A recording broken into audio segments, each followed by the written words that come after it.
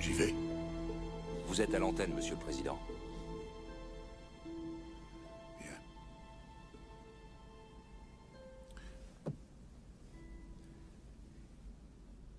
Nos missiles ont échoué. Les comètes se dirigent toujours vers la Terre. Et il n'y a aucun moyen de les intercepter.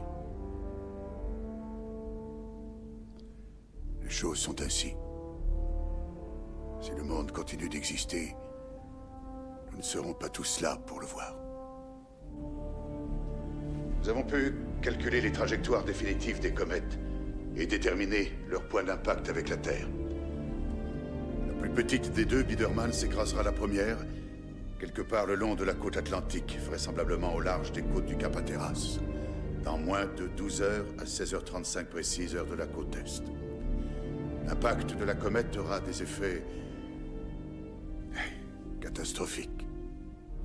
Provoquera un gigantesque raz-de-marée qui avancera très rapidement dans l'Atlantique. La vague fera 30 mètres de haut. Sa vitesse sera de 1800 km/h. C'est supérieur à la vitesse du son.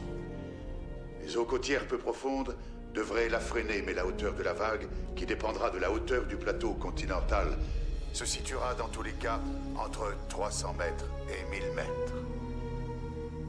En pleine, la vague submergera l'intérieur des terres sur 950 à 1100 km.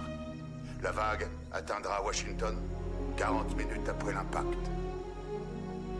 New York, Boston, Atlanta, Philadelphie seront toutes détruites.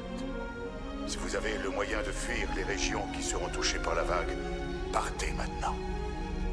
L'impact de la plus grande comète provoquera l'extinction de toutes les espèces.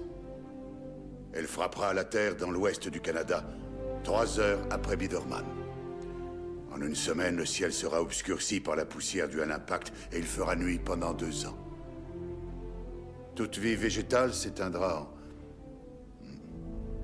4 semaines. Toute vie animale en quelques mois. Voilà, c'est tout. Bonne chance à tous.